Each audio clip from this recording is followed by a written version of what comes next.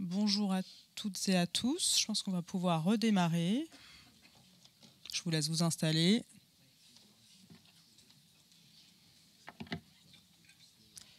Alors, certains d'entre vous étaient déjà là ce matin, d'autres viennent de nous rejoindre. On va pouvoir donc poursuivre cette journée consacrée à l'intelligence artificielle après une matinée notamment marquée par la présentation de l'étude de Bearing Point sur l'état des lieux et l'impact de l'IA dans nos filières et par un panel sur l'intelligence artificielle au service de l'écriture scénaristique. Et donc là, on poursuit notre cheminement le long de la chaîne de valeur pour s'intéresser plus précisément cet après-midi à la production, à la fabrication numérique, à la diffusion, avec en clôture une intervention de Bruno Patino, président d'Arte. Alors, premier panel, on a 3 quarts d'heure, ça va être assez rapide, donc allons-y, consacré à la production et plus spécifiquement au métier de producteur. L'idée, c'est qu'il y ait une conversation entre un producteur qui travaille dans une petite structure, petite mais libre, indépendante, agile bien sûr, et un grand groupe, en l'occurrence Marianne chez Newen.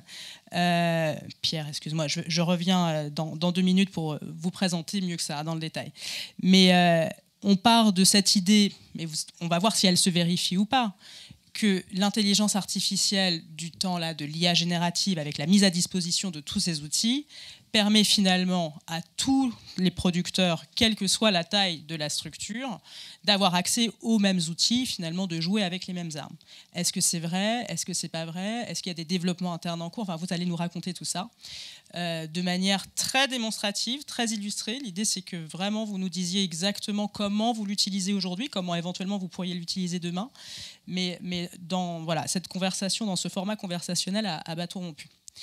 Donc l'idée, c'est que moi, je me mette le plus en retrait possible et que surtout, j'en fasse le moins possible, à commencer par vous présenter, puisque l'idée, si on peut afficher mon écran, c'est que je laisse le soin à Copilot, qui est un outil d'IA, donc le chatbot de Microsoft, qui est en fait accessible via le navigateur de Microsoft, Microsoft Edge, qui est un espèce de chat GPT, mais qui a la particularité d'aller directement sourcer toutes les informations disponibles en temps réel sur le web.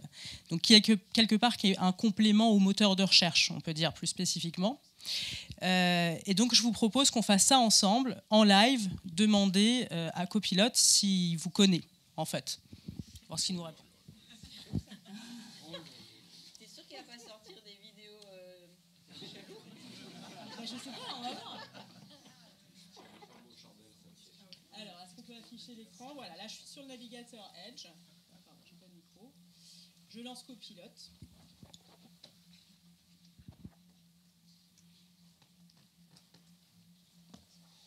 Et on va commencer par Marianne.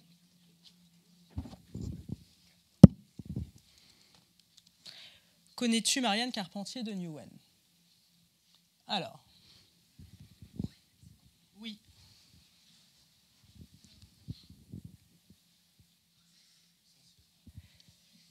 Donc, elle est la directrice de l'innovation et des technologies au sein de Newen Studio. Marianne joue un rôle essentiel dans l'accompagnement du changement au sein des filiales du groupe, tout en travaillant sur l'optimisation et le renouveau des méthodes de production et de distribution de programmes. Elle a également été impliquée dans le lancement de Newen MetaSky, le premier méta-hub européen de la production et de la distribution de programmes. Et ensuite, on rentre un peu dans le détail de ce qui va nous conduire très rapidement au Festival de Cannes 2022, mais aussi 2024. Est-ce que tout ça est juste, Marianne? Oui. Oui. J'aime bien quand même qu'il ait souligné que l'innovation technologique reste avant tout un outil au service de l'humain. J'aime beaucoup. Tout à fait. Ouais. Non, parce que c'est important. Je ne vais pas vous mentir, j'ai quand même testé un peu le truc avant et j'ai même demandé à Copilot quelle était ton opinion sur l'intelligence artificielle. Et c'est exactement ça qui est ressorti. Donc tu confirmes, ça résume bien ta vision. Il parle plus de métavers que d'IA, mais les deux sont un peu liés en ce moment. Donc oui, bah, tout est vrai en fait. Il dit pas de bêtises. Je joue bien un rôle important. Non, je déconne. C'est toujours très laudatif. Non, ok, ça fait plaisir, c'est bien. C'est parfait. Et par ailleurs, parce que j'ai demandé aussi, pareil à ce même outil, quelles étaient les grandes caractéristiques de Newen Studio pour qu'on sache aussi un peu. Intéressant. Donc, Newen, groupe TF1, ça on sait. 50 labels de production implantés dans 11 pays. Oui. 600 salariés. 428 millions d'euros de chiffre d'affaires en 2022. 1000 heures de programmes produites chaque année. C'est ça ? 4000. Mais sinon, c'est pas mal. 4000. Ouais. Bon. Très bien. Ok. Test plutôt réussi. Qu'est-ce que je dois faire ? Ah oui.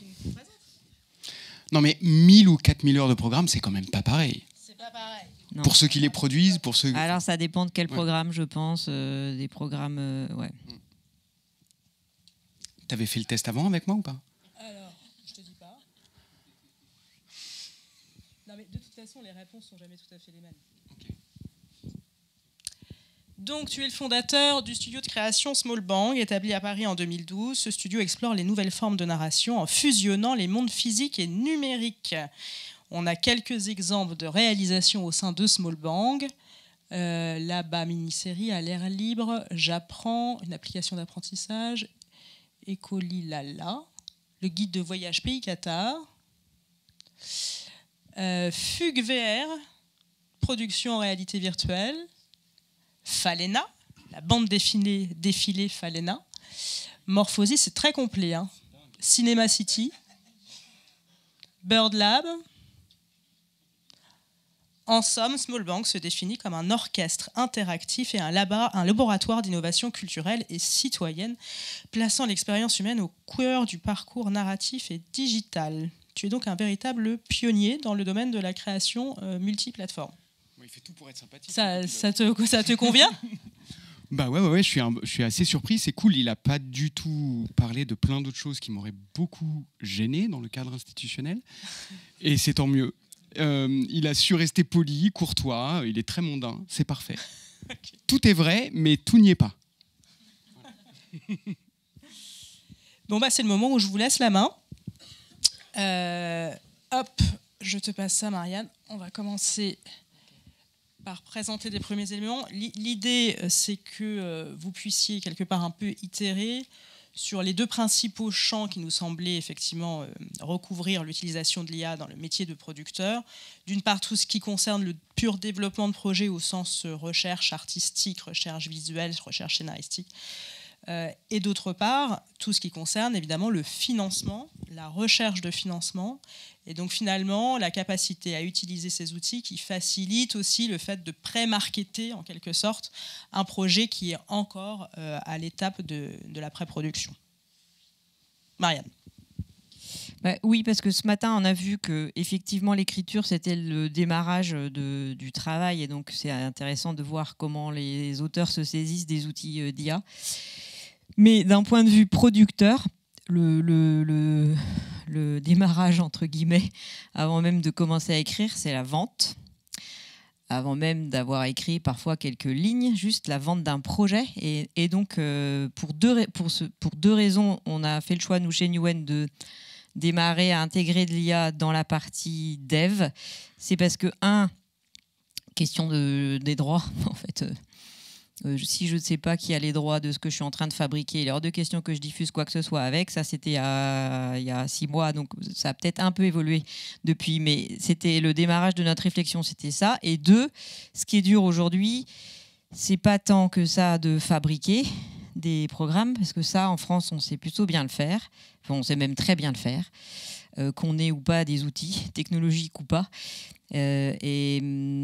Par contre, vendre un projet, c'est devenu quand même chaud patate. Donc, y compris pour les gros, même si je reviendrai sur l'appellation des gros, parce qu'en France, il n'y a pas de studio. Donc les gros, ce qu'on appelle les gros, ce sont des conglomérats de petits artisans, en fait. Donc c'est souvent que des petites sociétés, en fait, voilà, des labels ou des sociétés de production qui travaillent comme tout le monde, en fait. Et donc le gros, c'est peut-être le backup, les services transverses qu'il peut y avoir en accompagnement et le backup financier, mais c'est tout. D'ailleurs, à ce sujet, vous êtes doté d'une direction de l'innovation chez Newen. Ce n'est pas le cas de tous les grands groupes de production audiovisuelle.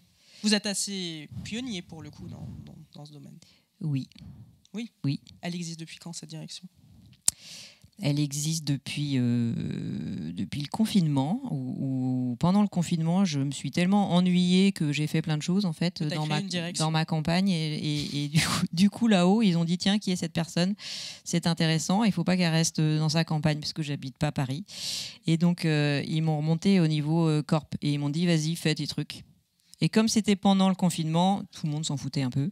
Et donc, j'ai fait plein de trucs rigolos. Et après, en fait, j'ai planté des graines, comme je faisais un potager en même temps pendant le confinement. J'ai planté des graines dans les cerveaux du COMEX. Et ça a poussé, en fait. Et ça a super bien poussé. Et il se trouve que j'ai un COMEX et des dirigeants qui ont compris ce que c'était que l'innovation. Que c'est quand même l'innovation, la vraie, il faut que ce soit admis, toléré et même foncièrement dit que c'est fait pour se planter.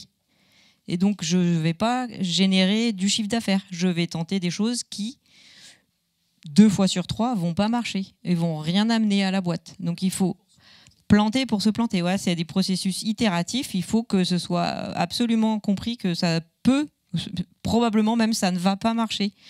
Ou probablement, ça ne servira à rien. Si on n'a pas ça dans la tête, ça ne peut pas fonctionner. En France, c'est hyper compliqué de trouver des dirigeants qui acceptent ça. Donc ça doit forcément avoir un ROI immédiat.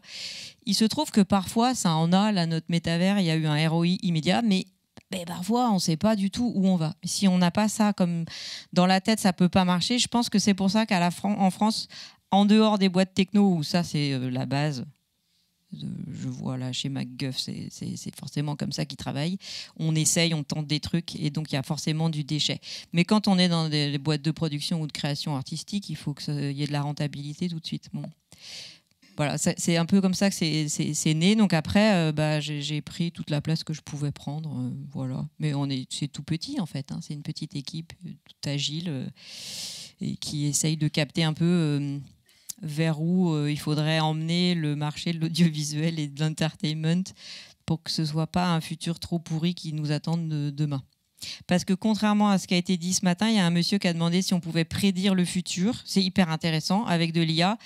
Grosse erreur, le futur, il ne s'agit surtout pas de le prédire, mais de le rendre possible. Donc d'abord de réfléchir à quel futur on a envie de voir arriver.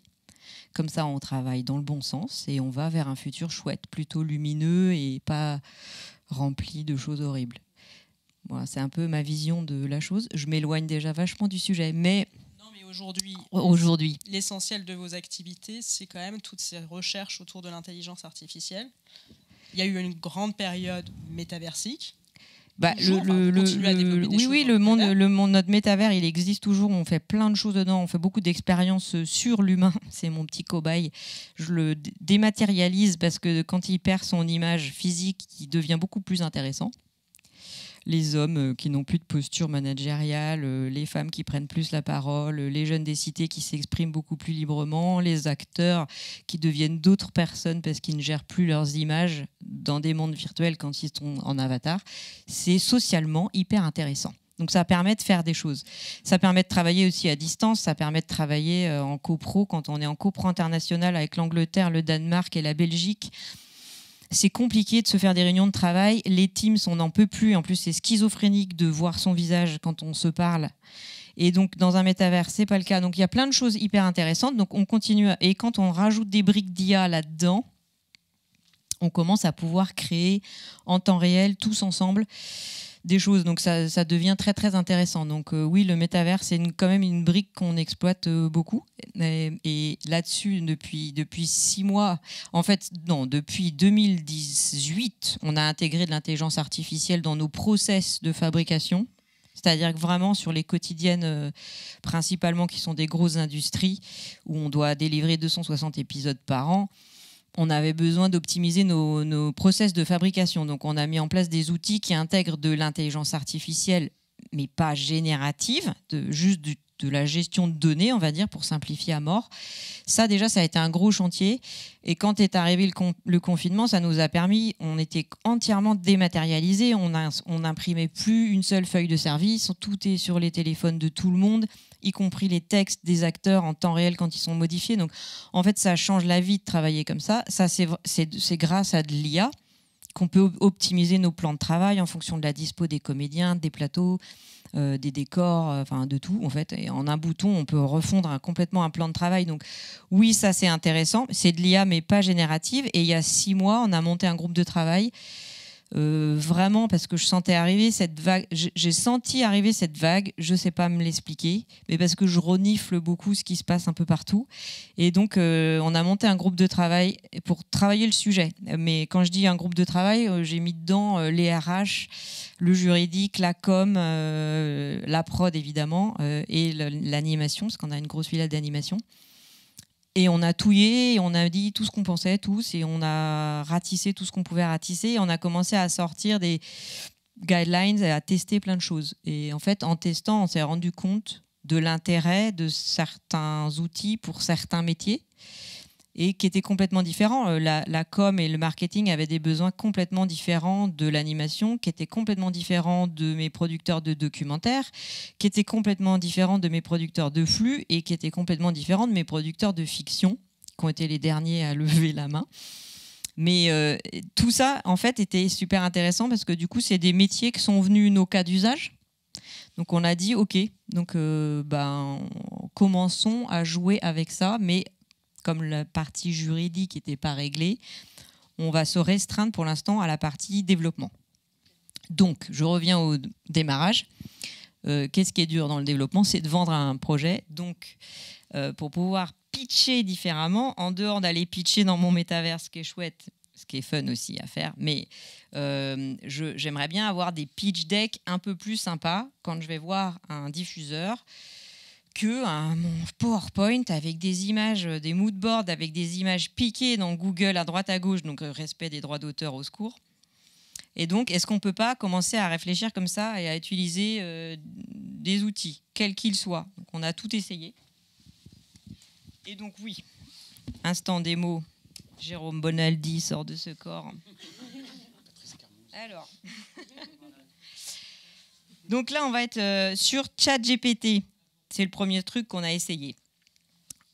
Oui, sur ChatGPT, on peut tout faire. Là, je vais me focuser sur l'idée. Ce matin, pour rigoler, j'ai dit est-ce que tu peux me générer? Je vous montre ce que j'ai fait. Non, je vais le refaire en live, c'est plus drôle. Hop, comme ça, vous avez vraiment un truc from scratch. Pierre, vas-y. Inventons un concept de série, n'importe quoi. Comme c'est le 8 mars, on peut faire un truc avec une femme. Ce serait chouette. OK. Donc moi, je demande à ChatGPT de me générer le poster de cette série. Toi, tu inventes la série. OK, moi, j'écris en même temps. Alors, c'est l'histoire d'une femme de 27 ans. Attends.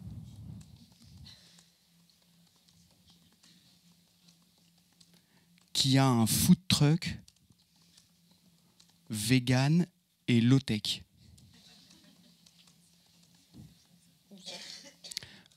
En Seine-et-Marne.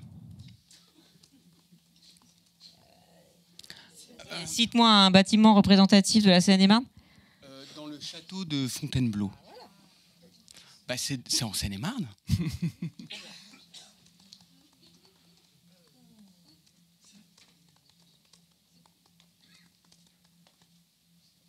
Ah oui, alors moi, je mets toujours « s'il te plaît »,« peux-tu », tout ça. Parce que les machines, il faut bien leur parler. Parce qu'on ne sait jamais, si un jour elles prennent le pouvoir, elles s'en souviendront. Mais on a testé, les résultats sont les mêmes quand on est mal poli. On est d'accord. Leur parler sèchement, ça marche aussi bien. Je ne suis pas sûre. Est-ce que tout le monde a déjà prompté dans la salle, juste pour savoir? Vous avez déjà posé des questions comme ça aux IA? OK.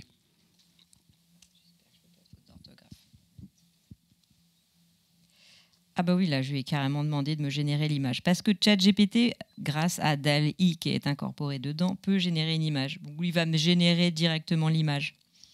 Ça peut être rigolo.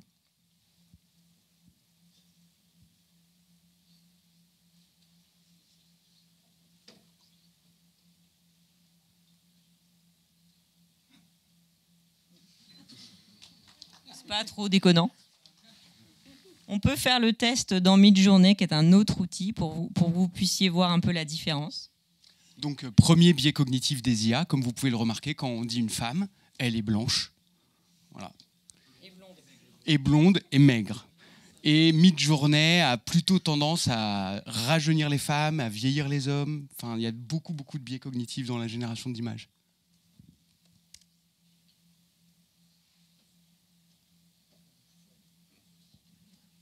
Ok. Donc tu viens de demander que ChatGPT t'écrive le prompt pour Midjourney. Voilà. C'est sympa. Ça, je le copie, je le colle. Hop. Le droit à la paresse absolu. Et je colle. Pendant ce temps-là, dans Midjourney, j'ai toute mon équipe qui est en train de générer des images pour illustrer des trucs. Donc je vous montre un peu ce que ça donne.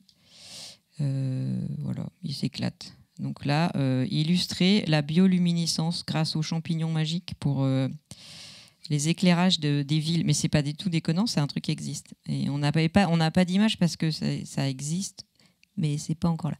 Alors voilà ce que un Midjourney me propose. Déjà, il me propose 4 versions par rapport à DALL-E. Et ensuite, je peux choisir la version qui me plaît. Alors laquelle vous plaît le plus? Donc 1, 2, 3, 4. 1, 2, 3, 4. La 3 ? La 3, c'est celle-là, c'est ça? Non, c'est à gauche. Celle-là, ok. Donc, allons-y. Je peux la demander en plus gros. Et on peut lui demander une variante. Ok, et on peut aussi lui demander... Alors, chose intéressante, oui. cette IA ne gère pas du tout le texte. Ne lui demandez pas de vous mettre un titre ou quelque chose comme ça. C'est quelque chose qu'il faut retravailler parce que ça ne fonctionne pas encore. Je peux lui demander un truc assez chouette, c'est de faire un zoom out, c'est-à-dire de reconstituer tout ce qu'il pourrait y avoir autour, comme si je prenais une focale plus large. C'est en train de mouliner. Voilà. Bon, il n'a pas été hyper... Ah non, c'est pas fini, pardon. Je le laisse travailler. Je peux lui demander de m'upscaler la qualité de la photo. Je peux lui demander plein de choses. Et vraisemblablement, le château de Fontainebleau est assez ressemblant.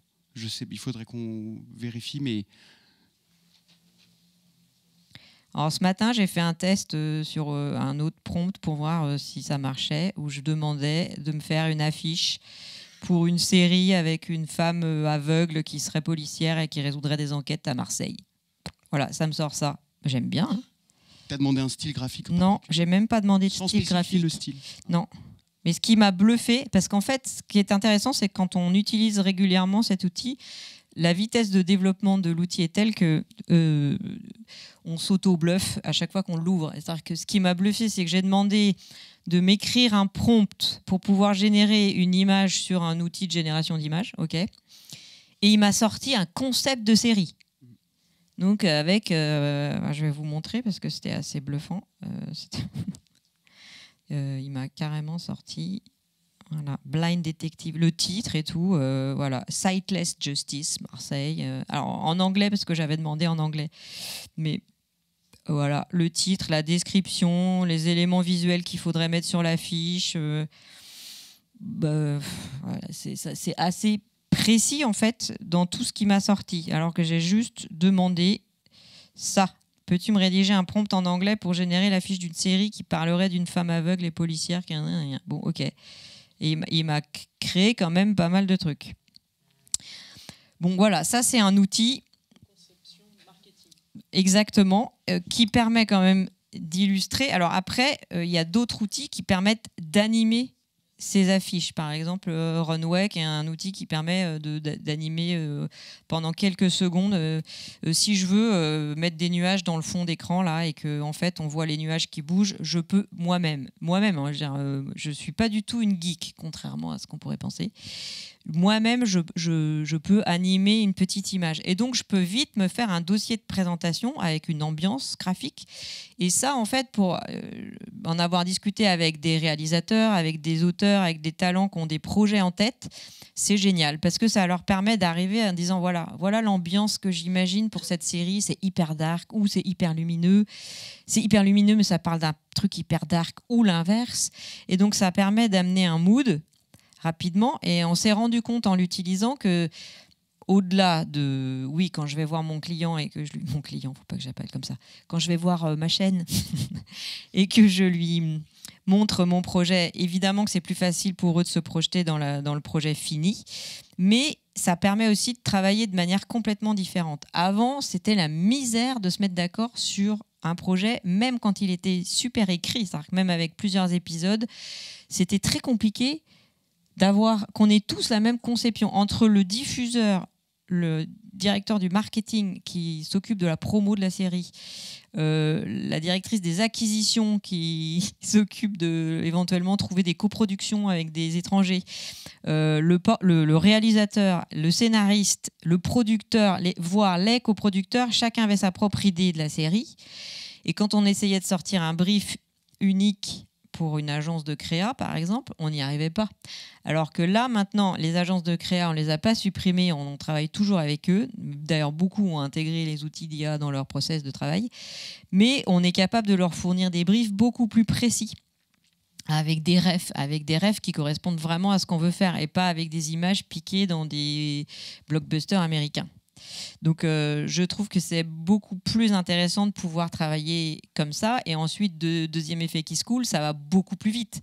Parce que là, les process comme ça, itératifs, on bosse dans un coin, on fait valider par l'autre personne, ça remonte à la distrib, ça remonte au-dessus, puis ça redescend, puis ça repart chez le réal. Et au secours, ça prenait 15 jours en fait pour se mettre d'accord. Là, en 2 heures, on est tous OK. Et on peut même le faire à distance, se mettre dans un espace de travail virtuel ou pas, et tous se mettre d'accord autour d'un visuel. On est d'accord que les couleurs, c'est ça, et que la charte, c'est ça, et qu'on veut un rendu vintage, pas vintage, hyper réaliste. Ça va beaucoup plus vite. Donc, rien que pour ça, je trouve ça hyper intéressant. Oui, ce matin, je me suis amusée à générer un visuel d'une série policière. Alors oui, il y a plein de biais dans ces outils, puisque ce sont des outils américains, là, que je vous montre, donc qui ont été créés par des Américains. Et donc, les policiers, c'est des policiers américains. Voilà, quand on veut des spécificités nationales, quel que soit le pays dans lequel on travaille, il faut le préciser. Si on veut qu'il y ait une femme de couleur, il faut le préciser, ou un homme de couleur, il faut le préciser. Si on veut qu'on demande une photo d'un homme de 60 ans, et qu'on veut autre chose qu'un homme blanc avec les yeux bleus, il faut le préciser. Bon, en fait, c'est un peu comme dans la vraie vie, pour de vrai. Donc, il suffit juste d'avoir bien ça en tête. Mais ça ne change pas trop de la vraie vie, j'ai envie de dire. Voilà. Ça, c'était une première chose que je voulais partager. Après, évidemment, que là,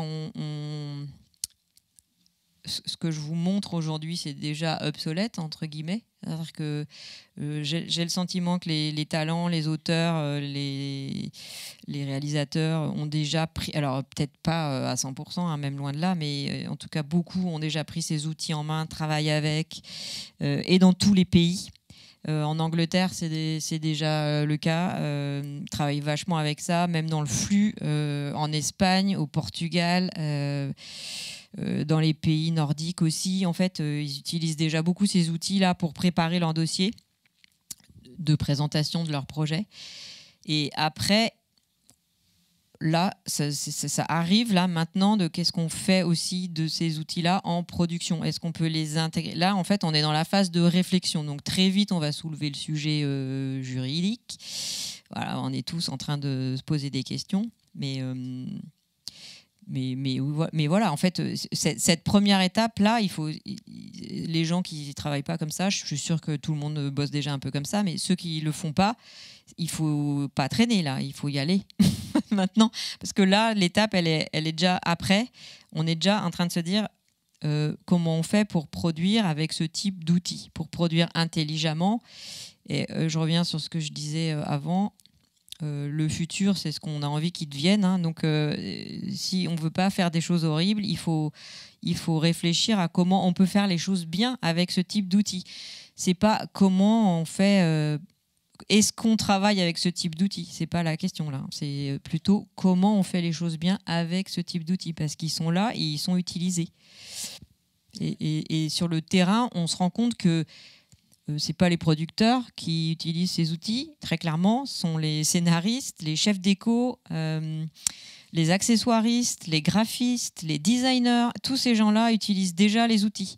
Donc si vous, en tant que société ou en tant que producteur, vous cadrez pas les choses et vous dites pas, moi je suis OK, pas OK, ça je veux bien, ça je veux pas, ça nanana, c'est là qu'est notre responsabilité, je pense, aujourd'hui. Et étonnamment, c'est pas du tout la prod et les gros capitalistes qui fument des cigares qui ont dégainé les premiers, en fait, c'est plutôt les créatifs. Et c'est ce que j'ai mesuré, en fait, en allant discuter avec eux, vraiment sur le tournage. Et on se rend compte qu'ils les utilisent, les outils, et sans rien demander à personne. Et donc, bon, ce serait bien quand même qu'on soit au courant. Mais, donc on l'est, mais j'invite mes collègues qui font le même travail ou qui sont producteurs ou productrices à poser des questions à leurs équipes, parce qu'en fait, on se rend vite compte que tout le monde utilise les outils. Alors, évidemment qu'il y a encore des peurs et des freins, mais comme quand je racontais l'histoire de déployer un outil de data management sur une grosse chaîne de production traditionnelle de quotidienne, au début, il y a eu beaucoup de peurs et de freins et de « ça va m'enlever des heures de travail ». Oui, tu vas arrêter de passer 3 heures à dépouiller un script et en fait, tu auras un bouton, tu appuies et tu auras ton dépouillement. Par contre, tu vas aller faire 3 heures de shopping en plus pour choisir correctement tes costumes parce que tu n'avais pas le temps de faire. Et je rebondis sur un truc qui a été dit ce matin qui est hyper intéressant. Non, ça ne fait pas gagner d'argent. Il faut oublier cette utopie totale. C'est comme le bouton magique qui fait tout. En fait, ça ne marche pas. Et deux, systématiquement, à chaque fois qu'il y a eu d'utilisation, soit d'un outil qui permettait d'améliorer les process, soit de l'IA générative qui permet de travailler plus vite, systématiquement, le temps gagné, il est réalloué à la partie artistique, qui est la partie qui a mangé le plus en fait ces dernières années et qu'on n'a pas eu le temps de travailler. Et donc, et à qui on ne s'est pas alloué d'argent autrement qu'en allouant plus de temps à des gens en fait. Et donc systématiquement ça a été fait. Et donc quand je me dis en fait sur chaque cas que j'ai vu moi chez nous, on a laissé les intermittents, on leur a laissé le même nombre d'heures et on leur a alloué ce qu'ils gagnaient en temps débile pour un cerveau humain à remplir des tableaux Excel. Ce qu'ils avaient gagné, on leur a mis des tâches créatives qui étaient leur cœur de métier à la base. Et en fait, qu'ils avaient commencé petit à petit à faire glisser vers de l'administratif. Et donc, on a remis ça sur la partie créa. Et donc, si un groupe comme nous fait ça, je pense que n'importe quel producteur est capable de faire ça, en fait. Et il n'y a aucun risque à avoir. Est-ce que Pierre, toi, tu fais le même constat, et notamment sur ce que décrivait aussi Marianne tout à l'heure, c'est-à-dire le gain de temps que ça peut représenter en termes d'alignement sur les intentions artistiques entre toutes les parties prenantes vraiment de la création? Est-ce que c'est ce que tu constates? Est-ce que c'est comme ça aussi que vous l'utilisez? Raconte-nous. Oui, alors nous, on utilise dans Smallbang, qui est un studio principalement de création numérique jusqu'à il y a 1 an.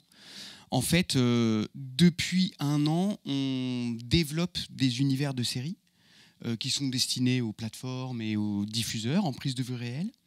Et on écrit avec Rostin Yavari qui est dans la salle et qui est prompt designer, donc qui design aussi dans Midjourney. Et en fait, ce qui est merveilleux, c'est qu'on démarre un travail sur on entreprend un projet de type industriel dans la culture avec 2 personnes qui sont principalement douées pour les mots, d'un travail qui, au bout du scénario, en fait, tu vas te retrouver avec un livrable qui ne sera fait que de mots.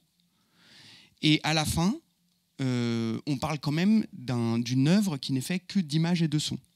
Et je trouve que là où l'IA est ultra déterminante dans notre usage actuel qu'on en fait, c'est que l'IA nous permet de dépasser les mots. Quand on crée un univers, en fait, on peut aussi le représenter en images. Et donc, nous, on fait du développement visuel, donc du concept art, à mesure qu'on écrit, avec des itérations gigantesques que je vais vous montrer tout de suite. Et en fait, ce qui est intéressant, c'est que ça nous sert autant à déterminer nos univers, à même caractériser les personnages, caractériser les décors, les scènes clés de ce qu'on est en train d'écrire, mais ça nous projette aussi dans la phase commerciale dont tu parlais. Et donc là, à l'approche de Sérimania, on a une série, un projet de série qui a été, sélectionné dans la lab franco-canadienne à Sérimania. Donc on va présenter le 19 mars prochain. Et donc je vais vous montrer quelques si vous voulez bien, quelques concept art que Rostin Yavari, donc, qui est scénariste et qui travaille à mes côtés, a développé. Donc c'est une histoire qui se passe dans des bateaux. Et je vais vous montrer quelques images. Donc là, tout ce qu'on voit, c'est faux, ça n'existe pas. Voilà, ouais. Ça c'est exactement. Ça, c'est des images qui ont été générées à partir de prompts que Rostin écrit et qui décrivent des moments ou des passages de la série. C'est quoi le background de Rostin ? Le background de Rostin, Juste pour savoir. Ouais, c'est intéressant. Il est scénariste. Ok. Il a fait beaucoup d'études, un peu de médecine, un peu de psychologie. Est-ce qu'il a une connaissance, par exemple, Grenoble. de l'image, de la conception d'une image, de l'éclairage et tout ça ? Non ? Non, okay. Absolument aucune. Ok. Mais il a un processus d'écriture qui passe par une forme visuelle et orale. Donc, enfin, moi, je pense que donc, de toute façon, l'écriture, c'est un principe kinesthésique. On associe des mots, des sons, des images. On est en permanence saturé de toutes nos propres références. Et en fait, je pense que Rostin, lui, procède par scène. Il procède dans l'écriture, il procède par scène, par impact visuel, par émotion. Donc, en fait, si tu veux, des paramètres dans l'intensité dramatique qui ne sont pas simplement de la prose et du texte, mais qui sont aussi une ampleur qui est lié au média lui-même. Et le média lui-même, il est principalement fait d'images et de sons. Parce que je trouve que c'est important. Moi, j'ai mesuré ça, je ne sais pas si c'est ton cas, mais ce n'est pas du tout magique de prompter, entre guillemets. J'ai trouvé qu'un réal, par exemple, ou un chef-op, quand ils promptent, quand ils écrivent à la machine, hein, ils écrivent des trucs, déjà, je ne sais pas ce que ça veut dire, des focales, des trucs comme ça. Et en fait, ça renseigne quand même la machine et ça permet de sortir des images qui sont complètement dingues, qui n'ont rien à voir avec ce que je vous ai montré tout à l'heure, par exemple, qui est un truc de néophyte total, qui pour moi, déjà, je trouve ça génial. Mais là, l'image que tu nous montres, tu vois, il y a de l'éclairage, il y a Absolument. Déjà de la mise en scène là-dedans, en fait. Elle est donc, complètement... tu sens que si c'est quelqu'un qui connaît la manière dont on compose une image, par exemple un graphiste ou un designer, quand je travaille avec des élèves des Gobelins hein, qui sont en master de graphisme, de design graphique, eux, tu leur donnes des outils d'IA, en 2 secondes et demie, ils te font des trucs dingues parce qu'ils savent comment on compose une image, etc. Alors que quelqu'un qui n'a jamais fait ça, il ne va pas sortir du tout la même qualité d'image. Donc, je trouve ça intéressant parce que ça garde l'expertise métier, elle est conservée, elle est même super intéressante à garder, quoi. En tout cas, dès les premières étapes de l'écriture d'un scénario, tu n'es pas obligé de tout formaliser avec des mots. Et il y a cette espèce d'aller-retour avec Midjourney et avec l'IA générative qui fait que Judith Godrèche, elle a dit une phrase qui est magnifique dans son sublime discours au César. Elle a dit « Les films nous regardent autant qu'on les regarde ». Et je trouve que quand on est comme ça dans un...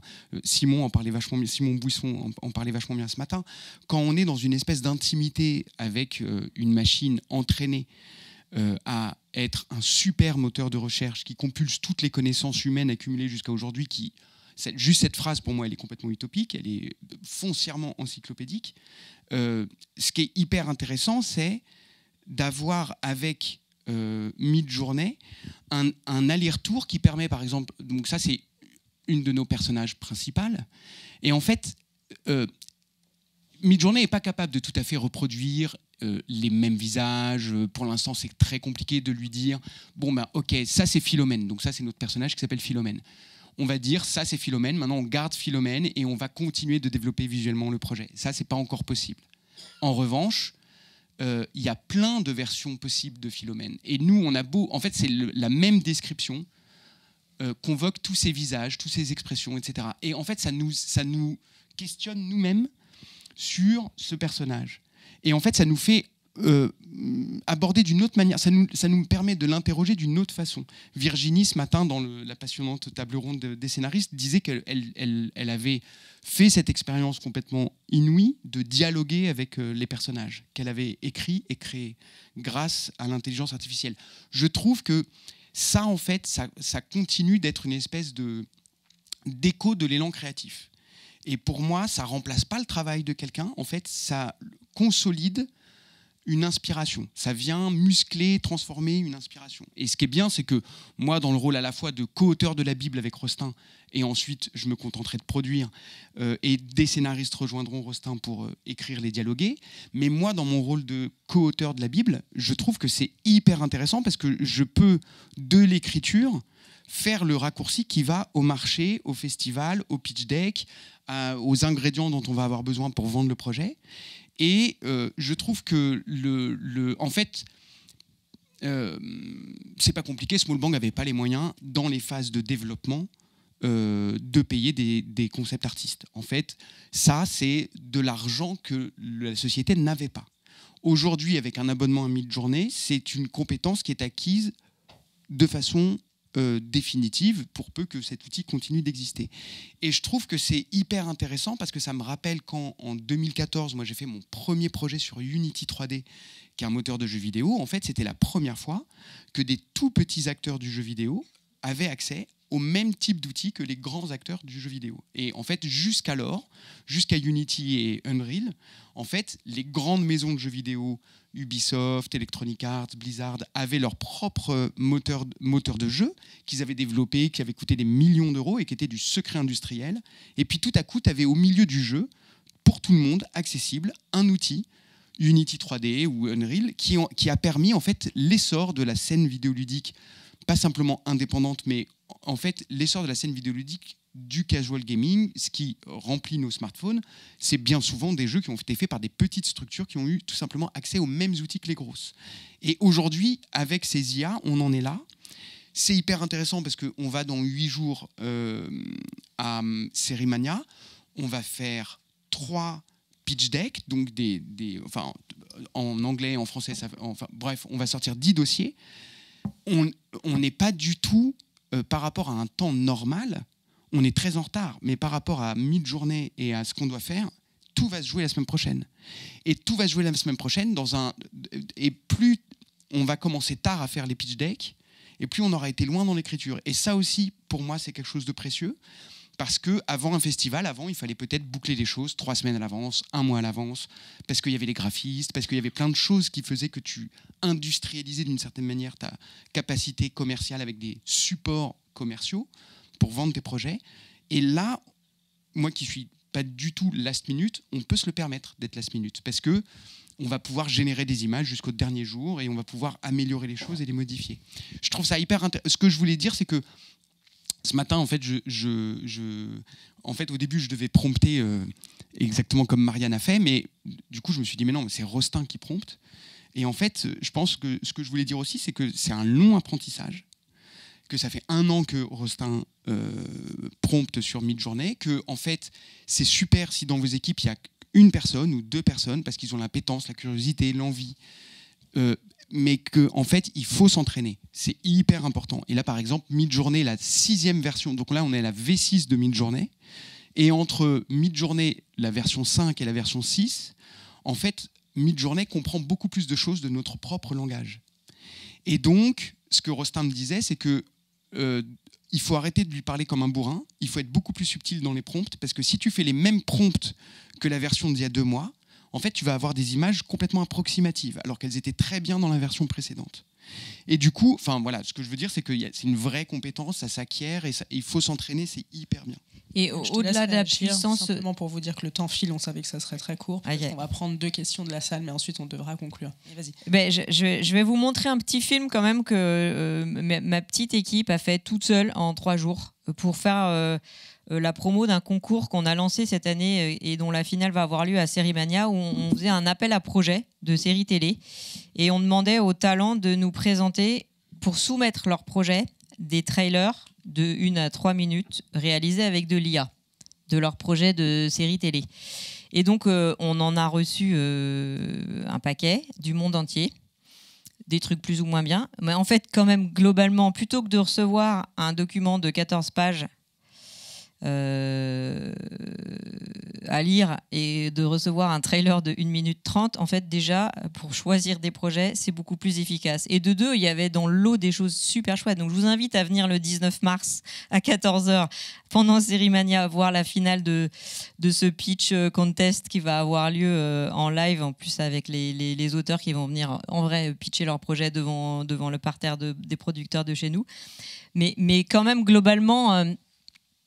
c'est assez bluffant ce qu'on peut faire. Ce que je voulais dire quand même, c'est que au-delà de la puissance de ces outils, ce que ça secoue chez nous, en fait, et pourquoi on est tous en train de flipper, c'est parce que ça change complètement notre manière de travailler. C'est-à-dire qu'on avait quand même une manière de travailler ultra silotée, parce qu'on est français, et que du coup, chacun a sa place, et chacun, tu bouges pas une patte. Et en fait, là, ça bouge les frontières, mais à tous les endroits, de l'écriture jusqu'à la distribution, la livraison des programmes aux chaînes ou au public. Donc, à tous les endroits, ça bouge les curseurs. Donc, oui, c'est perturbant. Les métiers vont bouger. En fait, quelqu'un qui était à l'écriture va peut-être passer à la réal et quelqu'un qui était en post-prod va peut-être remonter. En fait, ça change vraiment beaucoup la chaîne, le workflow de production. Donc, ça, c'est un truc à réinventer. Moi, je trouve ça super passionnant. Mais oui, dès qu'on dit qu'on va bouger quelque chose à cet endroit-là, ça devient perturbant. Donc, oui, là, il n'y a rien de vrai. Aucune image n'est réelle. En fait, tout a été généré avec des outils d'intelligence artificielle, y compris l'animation des images qui bougent un petit peu, qui ne bougent pas beaucoup. Il y a des petits trucs bizarres, hein. Il y a des personnages qui ont des jambes un peu zombies. Mais c'est fait en 3 jours. Et pour un coût défiant toute concurrence. Pour un coût quand même, hein, c'est pas gratuit. Donc attention, et il y a quand même des gens dont c'est une compétence de faire ce type de travail. Est-ce qu'on a le temps de prendre 1 ou 2 questions ? On va prendre la question de Philippe ici.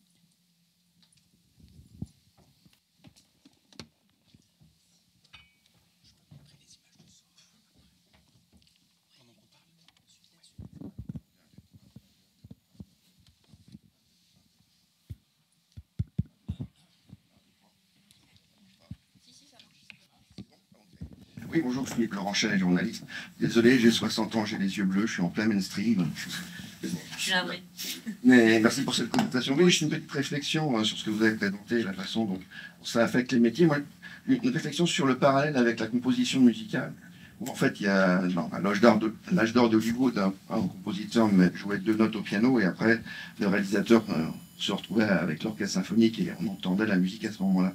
Et la musique a évolué, enfin a changé, au point de ramener la musique finale au moment de la maquette. Et c'est-à-dire qu'en fait, le réalisateur demande au compositeur de musique de film de faire quasiment la musique définitive au moment de la maquette.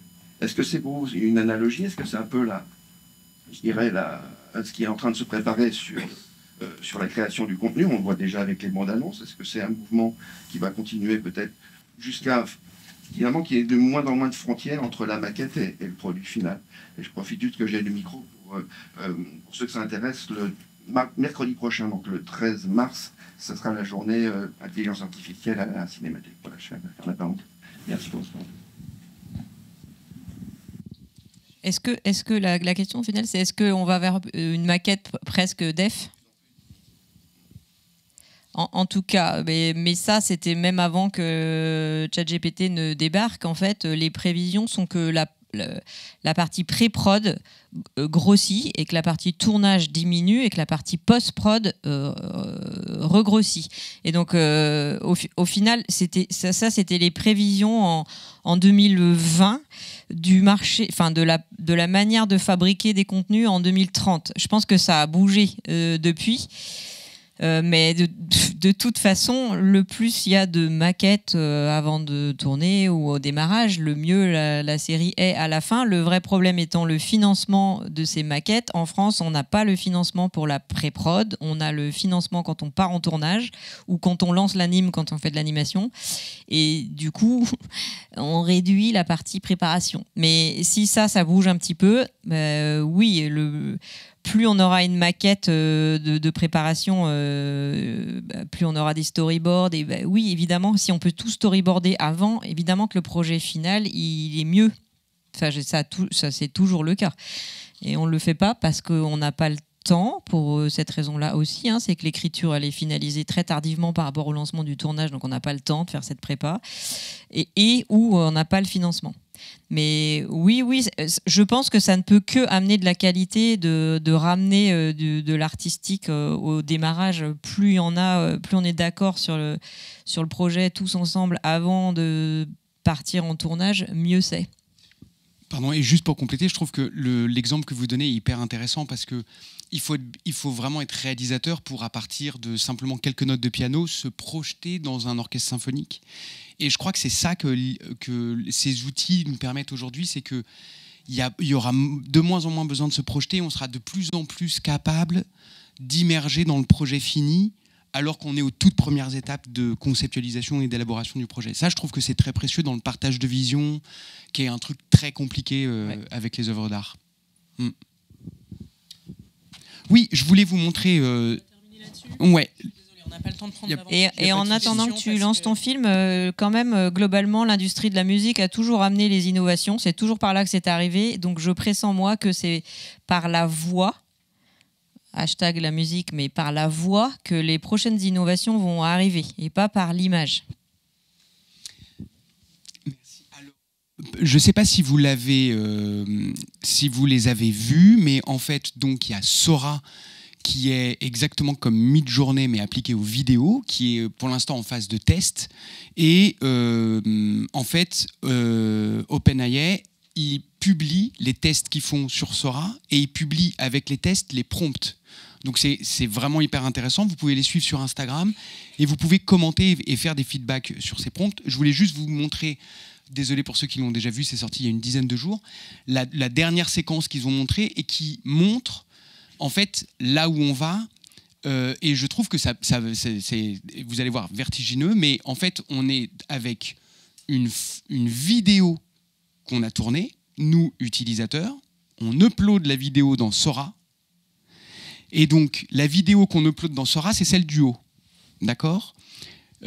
Et au milieu, vous avez, je vais faire des petites pauses, excusez-moi, vous avez des prompts, donc entre l'image du haut, qui est l'image ingérée, que nous, on a pris en tant que producteur de contenu et qu'on a ingéré. Et l'image du bas, il y a le travail de prompt de Sora. Donc, ça vous montre comment, en fait, sur un plan... Alors, c'est un plan qui ressemble aux jeux vidéo de quand on était petit, et on dirait que c'est des images de synthèse. C'est bien de la prise de vue réelle, l'image du haut, c'est bien de la vidéo. Et on voit en fait que l'intelligence artificielle a complètement la capacité de comprendre l'image, le cadre, son contexte, et d'en changer tous les attributs. Donc, pardon, je peux faire une petite pause à tous les prompts. Et en fait, ça montre la relative importance de ce qu'on va tourner par rapport à ce qu'on va diffuser. Et ça montre la relative importance de tourner. C'est ça que tu voulais dire. Oui, mais là, on y est. Oui, relative. Voilà, donc je trouvais que c'était intéressant de voir simplement cette version qui est pour l'instant encore à l'état de test et qui va débarquer dans les semaines qui viennent. C'est encore quelque chose qui va faire un peu comme ChatGPT, c'est-à-dire que ça va vraiment changer drastiquement non pas nos métiers, mais nos usages et nos pratiques, ça c'est sûr. Super, merci beaucoup. C'est une excellente transition vers le panel suivant sur les enjeux de fabrication numérique et les points de vue croisés entre VFX, anime et jeux vidéo.